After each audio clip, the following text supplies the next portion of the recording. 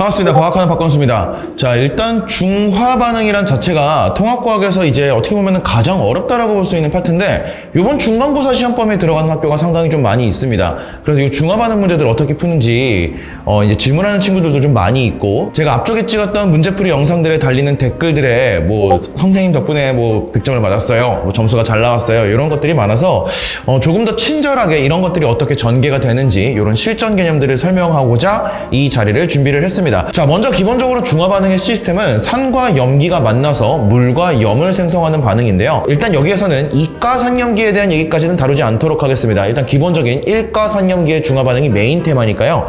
그래서 그걸 한번 다뤄볼 건데, 자, 우리가 일단 산이라고 하면 HA라고 보통 표현을 하게 됩니다. 그리고 이제 수용액이라는 말을 달아줄 거고요. 자, 그래서 요 A라고 하는 게 A라는 원소 기호가 있는 건 아니고요. 요 자리에 이제 음이온이 들어갈 수 있습니다. 그래서 산 같은 경우에는 H+라고 하는 공통의 양이온을 갖고 있고, A-라고 하는 Cl-라던가 NO3-라던가 이런 음이온의 종류에 따라서 산의 종류가 바뀐다라고 볼 수가 있어요. 자, 그럼 이 친구가 염기를 만나게 되는데, 염기를 BOH 수용액이라고 보통 표현을 합니다.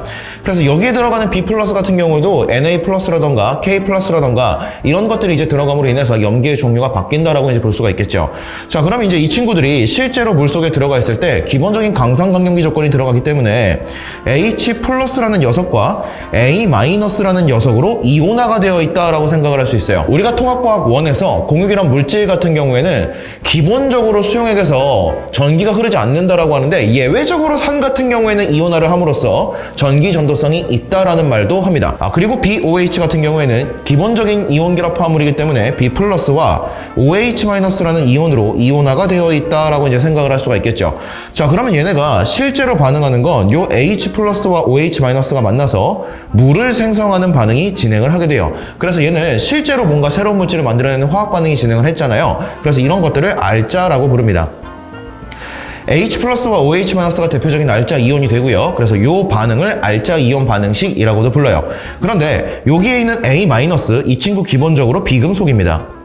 자, 그리고 B+라고 하는 건 금속 양이온이거든요. 그럼 얘네 둘이 만난 걸 한번 생각을 해보면요, 금속과 비금속이 만났으니까 무슨 결합이죠? 이온 결합이죠. 그럼 이온 결합 화합물 같은 경우에는 물속에서 어떻게 되어 있어요? 이온화가 되어 있단 말이야. 그러면 얘네들이 실제로 BA라는 물질을 만들어낼 것이냐? 그렇지가 않다라는 겁니다. 자, 일단 여기서 화학 반응식을 먼저 완성을 시켜보면 H2O라는 액체, 물 만들어지고요. BA 수용액이 만들어진다라고 되어 있는데, 얘가 이온 결합 화합물이기 때문에 결국에 수용액이라고 되어 있으면 이온화가 돼서 B+하고 A-로 둥둥 떠 있는 이런 상태가 만들어져요. 그러다 보니까 얘네들은 실제로 처음부터 둥둥 떠 있고 아무것도 안 한 상태에서 마지막까지 둥둥 떠 있는, 그러니까 아무것도 정말 안 한다는 겁니다. 그럼 이제 뭐 하고 있는 거야? 옆에 H와 OH가 반응하는 걸 지켜보고 있는 구경하는 역할. 그래서 이거를 구경꾼 이온이라고 부릅니다. 그럼 이제 우리가 문제를 풀 때는 실제로 알자라고 하는 것들이 중요하겠지만, 문제를 풀 때만큼은 구경꾼이 중요하다는 겁니다. 왜? 얘네들은 개수가 안 변하거든요.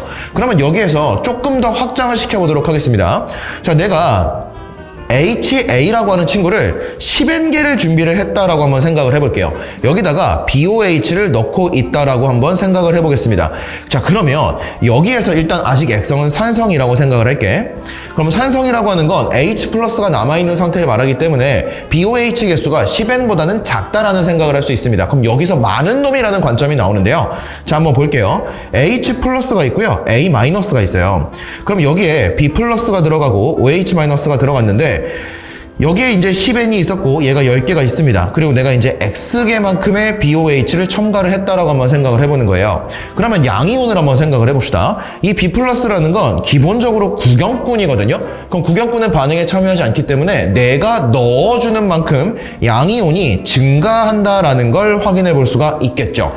자, 그런데 이 OH-는 음이온입니다. 그러면 내가 이 친구를 넣어주면 음이온이 증가할 것이냐? 그렇지가 않다라는 거예요. 왜냐면 원래 있던 H+와 중화 점화 반응을 진행을 할 것이기 때문에 x가 10n보다 작다라는 전제를 깔았으니까 얘가 줄어들고 얘가 이만큼이 감소하게 됩니다. 그러면 결국에 OH는 음이온이긴 하지만 실제로 들어갔음에도 불구하고 음이온 수에는 영향을 주지 않는다라는 소리가 되겠죠. 그럼 음이온 수는 A-10개로 그냥 고정되어 있다라고 생각을 할 수 있어요. 그럼 결국에 이 친구가 갖는 의미는 양이온 수 관점에서의 감소량이라고 볼 수가 있겠네 라는 생각을 할 수가 있다는 것이죠. 그러면 결국에 양이온 증가량과 감소량이 정해졌고 여기에서 요 친구들 있죠? 얘네들이 1가 염기였기 때문에 같은 개수가 들어오거든요. 그럼 결론이 어떻게 되느냐? 양이온이 늘어나는 만큼 감소하겠네? 그럼 결국에 양이온은 처음에 있던 10N개에서 마지막까지 10N개로 일정하다라는 걸 알 수 있습니다. 그럼 여기서 이제 우리가 뭘 정리할 수 있냐면 양이온 수 그리고 음이온 수, 양이온과 음이온은 기본적으로 같다라는 거거든요. 자, 그러면 전체 이온 수라고 하는 건 양이온과 음이온의 합이기 때문에 양이온의 2배, 음이온의 2배라고도 표현을 할 수 있습니다. 어쨌든 요 이온수들 있죠? 요 이온수들을 결정하는 건 누구다? 반응 전 산염기 중에 많은 놈이 결정한다라는 걸 생각을 해줄 수가 있다라는 것이죠. 자, 그 다음에 생성된 물의 양이라는 게 있거든요. 이 생성된 물의 양 같은 경우에는 반응 전 산염기 중에 적은 놈이 결정을 합니다. 자, 이거는 왜 그러는 거냐라고 했을 때 이 알짜 이온 반응식을 생각해보면 쉽게 알 수 있는데 H+가 있고 OH-가 있어요. 그럼 얘네가 반응을 해서 물을 만들어낸다라는 거죠. 그럼 만약에 얘가 10개가 있고 4개가 있다라고 하면 얘가 4개, 4개가 반응을 해서 6개가 남을 거고 물이 4개가 만들어지겠죠. 그래서 결국에는 적은 놈의 개수가 사라지는 만큼 물이 만들어지는 1대1대1 반응이 성립을 할 수밖에 없다. 그러니까 물은 적은 놈이 결정을 하는구나. 그리고 이온수는 많은 놈이 결정을 하는구나. 일단 이게 기본 툴이라고 잡아주시면 되겠습니다. 그럼 여기서부터 이제 문제를 확장시켜 나가기 시작을 하는 건데요. 자, 한번 예를 들어 볼게요. 자, HCl 있어요. NaOH가 있습니다. 자, 얘가 6개가 있대요. 그리고 내가 얘를 X개를 넣었대. 그런데 이 안에 들어있는 양이온이 8개라고 이제 문제가 출제가 되어 있다라고 하면 양이온 누가 결정하는 거죠? 많은 놈이 결정을 하는 거죠. 그럼 6개와 X 중에 많은 놈이 누구라는 거예요? X다. 그리고 얘가 몇이다? 8이다. 이렇게 그냥 넘어갈 수 있다는 겁니다. 자, 그 다음에 만약에 얘가 Y가 있고 얘가 4개가 있는데 음이온 수가 9개가 있다라고 한번 해봅시다. 음이온 수도 많은 놈이 결정을 하기 때문에 Y와 4 중에 많은 놈의 개수가 9라는 것이고 얘가 9구나 라는 식으로 이제 문제를 풀어나갈 수 있다. 그럼 조금 더 어렵게 한번 가보면요. 자, HCl이 있고 NaOH가 있고 이번에는 염기를 하나를 첨가를 해보겠습니다. 자, 그러면 여기에서는 뭐 본격적인 개념 설명까지 할 건 아니기 때문에 결국에 염기라고 하는 친구의 알자는 OH로 고정되어 있고 구경꾼은 그냥 더해지는 관점이거든요. 그래서 이런 경우에는 염기의 합과 산의 개수를 비교하면 되겠습니다. 그럼 얘가 6개가 있고 얘가 Z개가 있고 얘가 8개가 있는데 만약에 여기에 많은 친구가 양이온이죠. 양이온이 12개가 있다라고 하면 염기의 합과 산의 양 중에서 많은 놈이 12개라는 얘기가 돼서 Z가 4라는 걸 꺼내줄 수가 있다라는 것이죠. 자, 그럼 여기서 물은 몇 개 만들어지냐? 둘 중에 적은 놈이니까 6개의 물, 여기는 4개의 물, 여기는 6개의 물. 이런 식으로 문제를 전개해 나갈 수가 있겠구나 라는 생각을 해볼 수가 있겠습니다. 자, 그러면 이제 앞에 있었던 딸깍 문제풀이를 한번 생각을 해보도록 할게요. 자, 일단 산염기가 나왔을 때 산과 염기를 구분 지어주는 거는 굉장히 괜찮은 습관입니다. 문제를 풀 때 상당히 좀 도움을 받을 수 있거든요. 자, 그리고 여기에 양이온 수가 나왔잖아요. 그럼 많은 놈이 결정을 하는구나 라는 생각을 해보면 여기에 2라고 하는 게 산과 염기 중에 많은 친구다라는 걸 알 수 있어요. 그러면 여기에서는 기본적으로 농도라는 걸 관점이 들어가는데 같은 부피에 얼만큼이 들어있냐라는 거죠. 여기는 부피고 우리는 지금 개수로 알고 싶은 거거든요. 그런데 기본적으로 이 농도가 차이가 많이 나게 되면 부피가 굉장히 커지게 됩니다. 어차피 경우의 수에 대한 맞냐 그르냐 모순이 있냐 없냐를 판단하는 과정에서는 확률이 높은 쪽을 따라가게 되고요. 아무래도 부피가 큰 놈 안에 많은 개수가 들어가 있을 확률이 높다라는 생각도 한번 해볼 수가 있다는 것이죠. 무조건은 아닙니다. 하지만 확률이 높다라는 얘기예요.